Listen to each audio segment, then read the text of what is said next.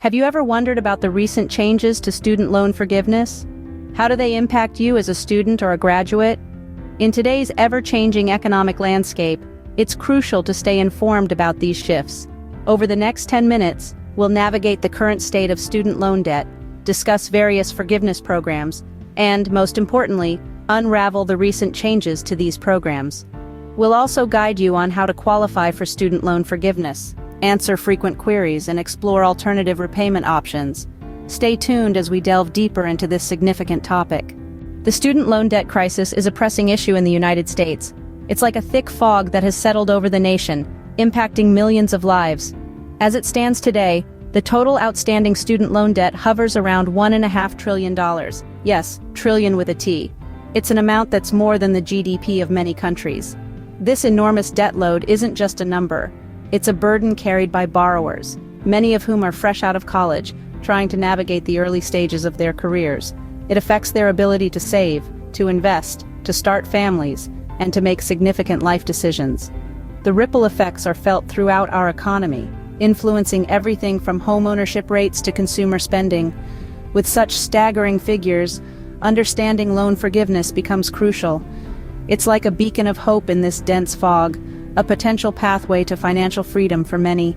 Student loan forgiveness can be a lifeline for many, but what exactly is it?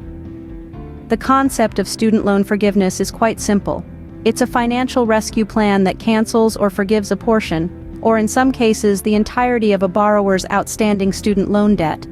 Essentially, it's a second chance, a beacon of hope for those who are struggling under the weight of their educational loans.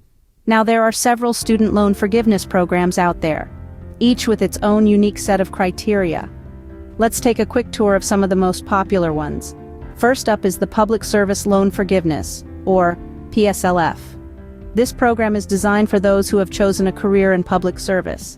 This can include government or nonprofit workers, teachers, or military personnel. After making 120 qualifying payments, the remaining balance of your direct loans can be forgiven. Next, we have the Teacher Loan Forgiveness Program, designed specifically for educators. If you've been teaching full-time in a low-income school or educational service agency for 5 consecutive years, you might be eligible to get up to $17,500 in loan forgiveness. The Income-Driven Repayment Forgiveness Program is another option. This program caps your monthly student loan payment at a percentage of your discretionary income.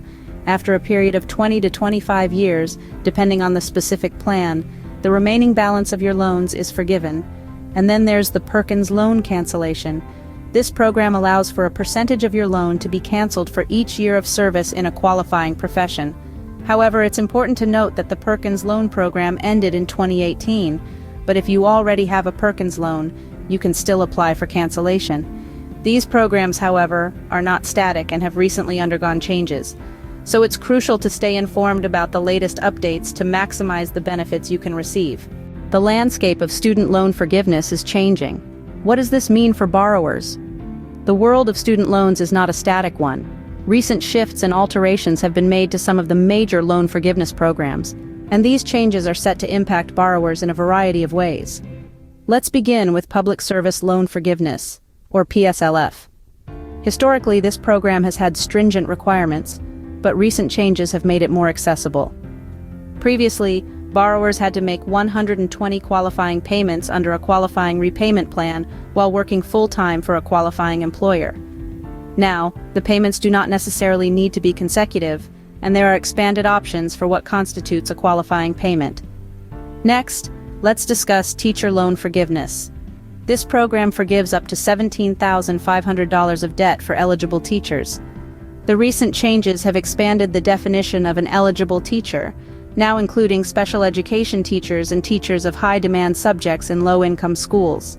The changes extend to the Perkins Loan Forgiveness Program too. This program typically forgives a certain percentage of loans for each year of service in certain professions. The new changes have expanded the list of eligible professions, now including more roles in public service. But what about new programs? The recent changes have introduced a new program called the Temporary Expanded Public Service Loan Forgiveness, TEPSLF. This program provides a path to forgiveness for borrowers who were previously ineligible for PSLF due to being on the wrong repayment plan. Now let's consider the impact of these changes on different types of borrowers. For those in public service roles, the changes to PSLF and the introduction of TEP-SLF could potentially mean that years of payments previously not counted towards forgiveness now will be. For teachers, the expanded eligibility could mean that more are able to take advantage of the program. And for those in the newly included professions for Perkins loan forgiveness, this could mean access to a forgiveness program where there was none before. However, it's worth noting that these changes aren't necessarily a one-size-fits-all solution. Each borrower's situation is unique, and what works for one person might not work for another. It's crucial for borrowers to review their own circumstances and consult with a financial advisor or student loan expert to determine the best path forward. In conclusion, the modifications to student loan forgiveness programs are a step towards easing the burden for many borrowers. They have the potential to open up new possibilities for loan forgiveness and provide a glimmer of hope to those feeling overwhelmed by student loan debt. These changes could be game-changing for many, so how can one qualify? Stay tuned as we dive into the details of qualifying for student loan forgiveness in our next segment.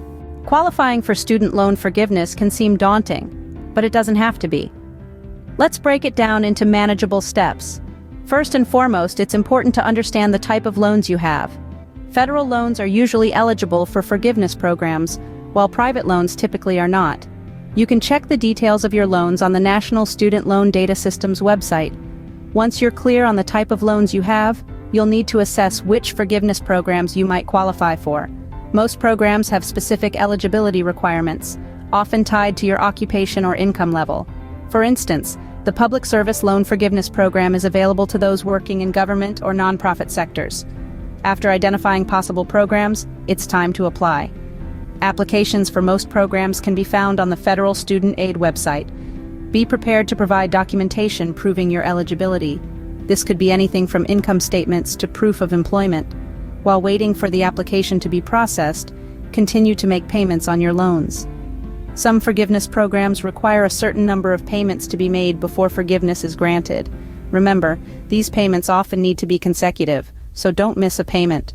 If your application is approved, congratulations. Your loans will be forgiven according to the terms of the specific program. If not, don't lose heart. You can always reapply or look into other programs. Now let's talk resources. The Federal Student Aid website is a treasure trove of information.